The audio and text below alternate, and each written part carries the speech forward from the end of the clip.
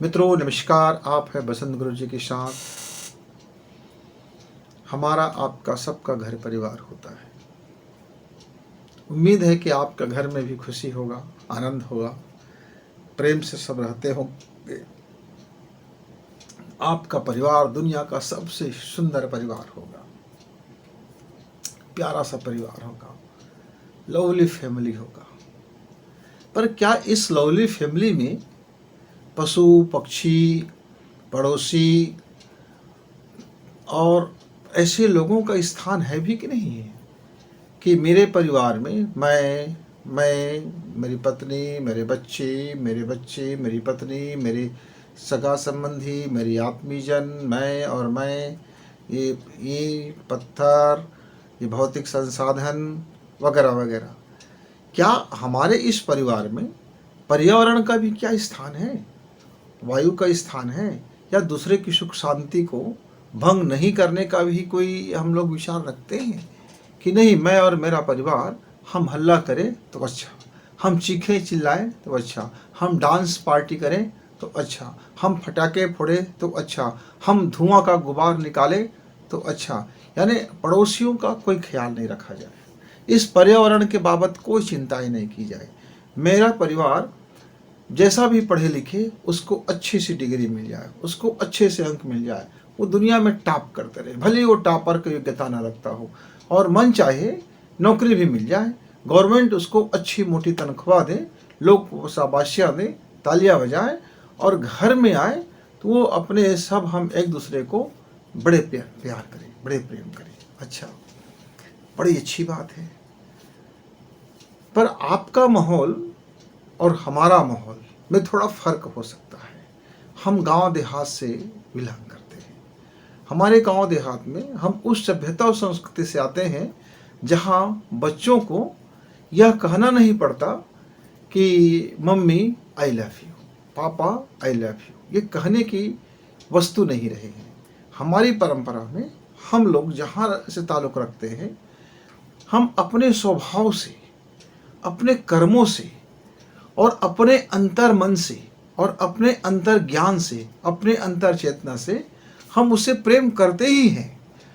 वो दिखाने की या सब्जी में छौंक करने की या बघारने की जरूरत नहीं है, क्योंकि हमारे लिए हमारे जो रिश्तेदारियां हैं, हमारी जो फैमिली है, हमारे फैमिली के अंग में हमारे वह दूध देने वाली पशु भी आता है, और जो दूध नहीं देता वो भी पशु आता है, जो कृषि योग्य जानवर है वो भी आता है, और जो कृषि योग्य जानवर नहीं है वो भी आते हैं।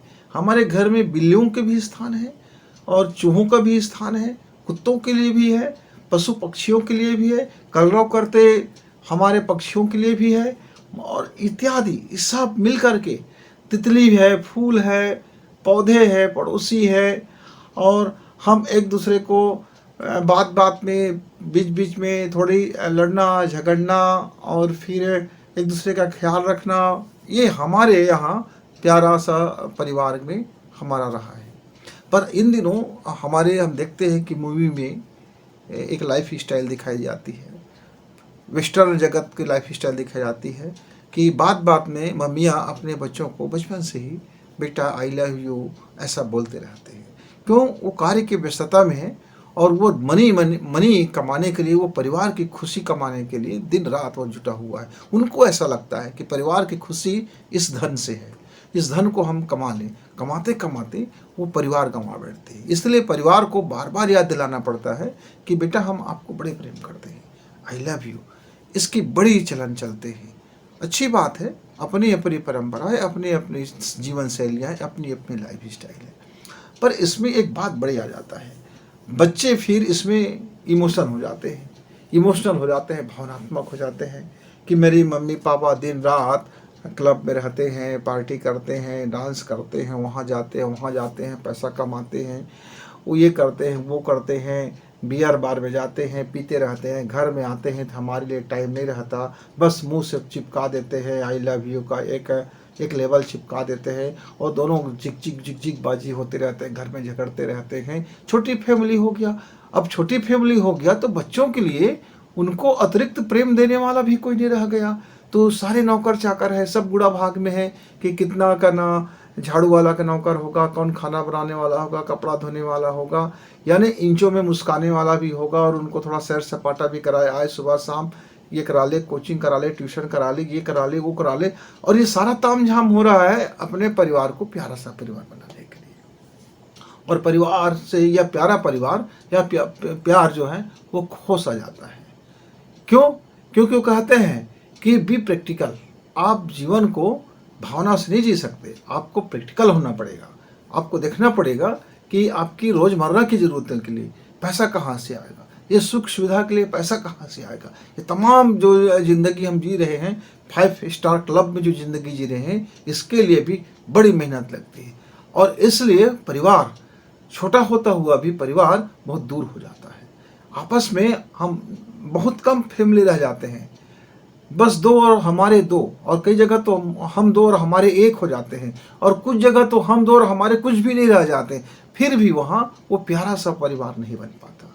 जबकि हम देखते हैं सुदूर गांव देहात में, जहाँ सुख सुविधाएं बड़ी कम हैं, जहाँ पैसा बहुत कम है, यद्यपि वहाँ पैसे के लिए भी वहाँ संघर्ष है, पर पूरा परिवार अभी कुछ क्षण पहले किसी बात को लेकर के झगड़ा हो रहा था, अब किसी बात को लेकर के बड़े लाड़ दुलार होने लगे हैं, बड़ी सप्ताह में, महीना में, 2 महीना में कभी एक बार त्यौहार मना लेते हैं, बड़ी हंसी खुशी से मना लेते हैं, और पूरा फैमिली जैसे 5 उंगलियों की तरह वो एकजुट रह जाते हैं। रहते तो हैं सब छोटा बड़ा, सबकी औकात छोटा बड़ा, सबके ज्ञान छोटा बड़ा, सबका अपना अपना कारोबार, लेकिन घर में प्रत्येक दिन पूरे परिवार मिल करके बैठ लेते हैं, बात कर लेते हैं, हंसी मजाक कर लेते हैं, थोड़ी झगड़ा भी कर लेते हैं, थोड़ी विरोध भी कर लेते हैं, और थोड़ा भगवान की पूजा भी कर लेते हैं, और थोड़ा इधर उधर की गप्पे सप्पे भी हो जाती है, थोड़ा जलनखोरी भी हो जाता है, थोड़ा ईर्ष्या भी कर लेते हैं, और थोड़ी प्लानिंग भी कर लेते हैं।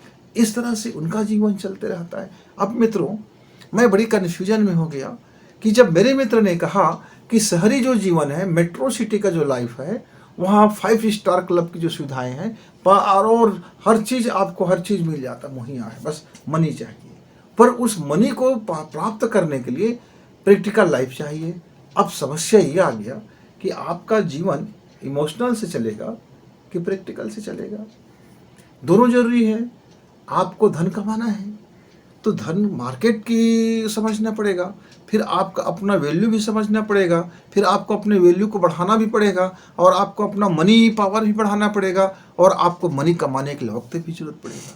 पर मनी को लाते लाते हमको अपने जीवन जीने को वक्त नहीं मिलता। अब वहाँ हम बड़े भावना रूप से दुखित हो जाते हैं, हम बड़े इमोशनल हो जाते हैं। अरे भाई, ये पैसा किसके लिए कमा रहे हैं? इस पैसे को उपयोग करने के लिए टाइम नहीं है, और उपयोग करते हैं तो पैसा खाली हो जाता है, फिर पैसे कमाने के लिए फिर चिंता चढ़ जाती है। बड़ी टेंशन हो गया, बड़ी सोच विचार आ गया, क्या किया जाए, लाइफ के लिए क्या सही है, यह प्रैक्टिकल लाइफ सही है कि इमोशनल लाइफ सही है। पहले संयुक्त परिवार में कमाने वाले कुछ लोग निर्धारित होते थे, और घर को भावना रूप से पिरोने वाले भी कुछ लोग निर्धारित होते थे। इसीलिए उस जमाने में महिलाओं को घर की जिम्मेदारी दिया गया। माँ, ममता, यानी जो भी स्त्रीलिंग है वह नरम होता है, वह ममतालु होता है, वह हृदय से पिघल जाता है। इसलिए उसकी जिम्मेदारी में घर को भावनात्मक रूप से डेवलप करने का, और एक दूसरे को अपनी प्रेम की चाशनी में, सौहार्द की चाशनी में, सेवा की चाशनी में, और इसमें करुणा में, ममता में, दुलार में, लाड़ प्यार में उनको बांधे रखने की जिम्मेदारी, और पुरुषों को दे दिया गया पुरुषार्थ करने की। आपका हृदय थोड़ा कड़ा होता है, आप डिसीजन लेने में माहिर होते हो, आप प्रैक्टिकल लाइफ जीते हो, आप दुनिया को भली भांति समझते हो, तो इस मार्केट में आपका वैल्यू ज़्यादा होगा। आप इस मार्केट से ज़्यादा धन लेके आ सकते हैं, आप ज़्यादा तिकड़म कर सकते हैं, ज़्यादा ठगी कर सकते हैं, ज़्यादा लोगों को बेवकूफ़ियाँ बना सकते हैं, ज़्यादा तरह से आप लोगों को समझ सकते हैं, लोगों को आप इमोशनल कार्ड खेल करके उनकी जेब खाली कर सकते हैं। मतलब सीधी सी बात है कि इस मार्केट में आप ज़्यादा से ज़्यादा कम समय में और ज़्यादा मूल्य, ज़्यादा धन लेकर के आ सकते हैं। अब घर में दोनों की ज़रूरत पूरा होता था। मनी कमाने वाले मनी लेके आ गए और भावनात्मक से घर को चलाने लगे। पर इसका सदुपयोग होते होते दुरुपयोग होना शुरू हो गया। फिर एक समय ऐसा आया सामंत युग कि लोगों ने फिर महिलाओं को पैर की जुत्ती समझने लगे, पर्दादारी समझने लगे, आप केवल पर्दे में रहो समझने लगे और उनके प्रैक्टिकल लाइफ को धक्का पहुंचने लगा। इमोशनल लाइफ आपका जीरो करते गए, इमोशनल को वो लोग दोयम दर्जे के समझने लगे और जो पुरुषार्थ करने वाले हैं पुरुष को उत्तम समझने लगे। अब यही मामला गड़बड़ हो गया, यही और सही और गलत के बीच में उलझ गया जीवन। फिर अब महिलाओं ने भी कहा भाई हमारे अंदर भी पुरुषार्थ है, हम भी इस मनी के मार्केट में कमा सकते हैं, पढ़ सकते हैं, एजुकेशन कर सकते हैं, वो सब कुछ कर सकते हैं जो पुरुष कर सकता है। बिल्कुल कर सकते हैं, कोई दो मत की बात नहीं है। पर यदि इस संसार को बेहतरी करना है तो आपको नए सिरे से सोचना होगा कि आपके फैमिली में इमोशनल भी हो और आपके फैमिली को उस इमोशन को प्रैक्टिकल से भी समझना पड़ेगा। जब प्रैक्टिकल लाइफ और इमोशनल लाइफ, भावनात्मक जिंदगी और प्रयोगात्मक जिंदगी जब दोनों मिलकर के काम करेंगे तब इस समय इस संसार में आपका परिवार लवली होगा और आपका परिवार फ्रेंडली भी होगा, आपका परिवार साहचर्य भी होगा, आपके परिवार में भावना भी होगा, आपके परिवार में विकास भी होगा। आप आत्मखोजी भी बनना। सिर्फ पैसे पैसे पैसे के लिए यदि आप भाग दौड़ करते रहेंगे तो आप अपने जीवन का एक अंग विकलांग कर देंगे, एक अंग आपका समाप्त हो जाएगा। इसलिए संवाद जरूरी है, बैठना जरूरी है, लोगों से मेलजोल जरूरी है, परिवार के लिए समय निकालना भी जरूरी है, हंसी मजाक भी जरूरी है, हंसी ठिठोली भी जरूरी है और साधना भी जरूरी है। आप अपने मनी के लिए भी समय निकालिए और आप आत्म साधना के लिए समय निकालिए। जब आप आत्मा की खोज करते हैं तब आप भावना के संसार में जाते हैं, तब आप आंतरिक जीवन में जाते हैं, तब आप बाह्य चेतना से ब्राह्मी चेतना की ओर आते हैं। जब जीवन में बाह्य चेतना प्रैक्टिकल लाइफ के लिए हो और ब्राह्मी चेतना इमोशनल लाइफ के लिए हो, इस तरह से प्रत्येक व्यक्ति अपने जीवन को संतुलित कर सकता है। वह इमोशनल लाइफ भी जिए और वह प्रैक्टिकल लाइफ भी जिए। इस दोनों को संतुलन करते ही वह प्यारा परिवार बन जाता है और उस परिवार में हर बंदा प्यारा सा हो जाता है, क्योंकि उस हर बंदे के विचार में इमोशनल भी रहता है और प्रैक्टिकल भी रहता है।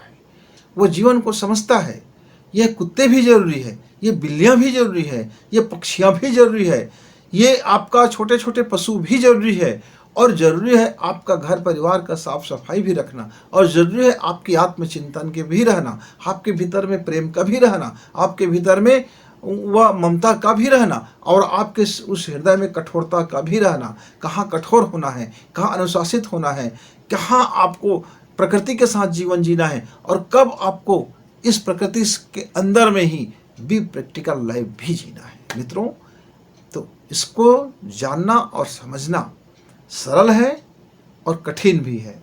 सरल उस बंदे के लिए है जो अपने घर में सहज है, सरल है, निष्कपट है, निश्चल है, उसके अंदर में अपने आप को वह समर्पण कर देता है परिवार से।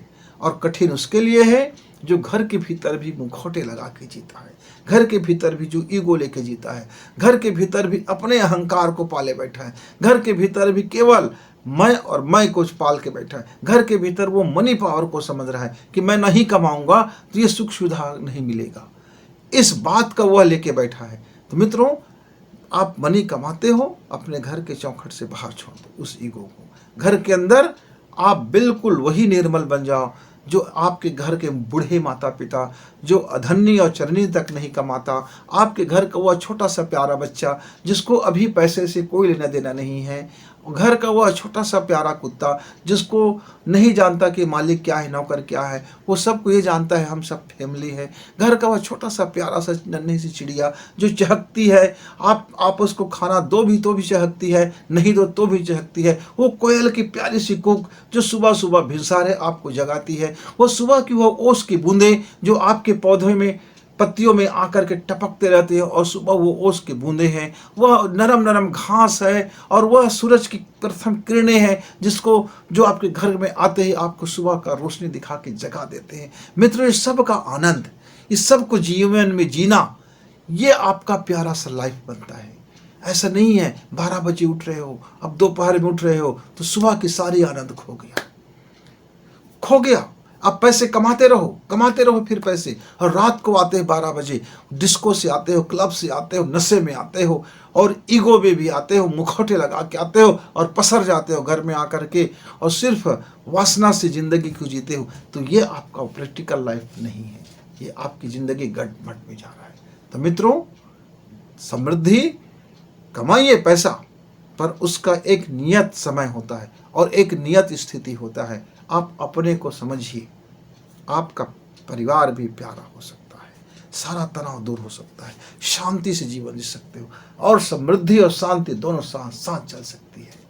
तो आइए अपने अपने परिवार को और अपने अपने जीवन चरित्र को, अपने अपने करेक्टर को देखें तो सही कि कहाँ हमसे चूक हो रहा है। यदि नहीं हो रहा है तो आपके घर में शांति भी होगा, सुखी भी होंगे, खुश भी होंगे, घर में अध्यात्म भी होगा और घर में समृद्धि भी होगा। तो फिर मिलेंगे, तब तक गुरु जी को याद। नमस्कार, धन्यवाद।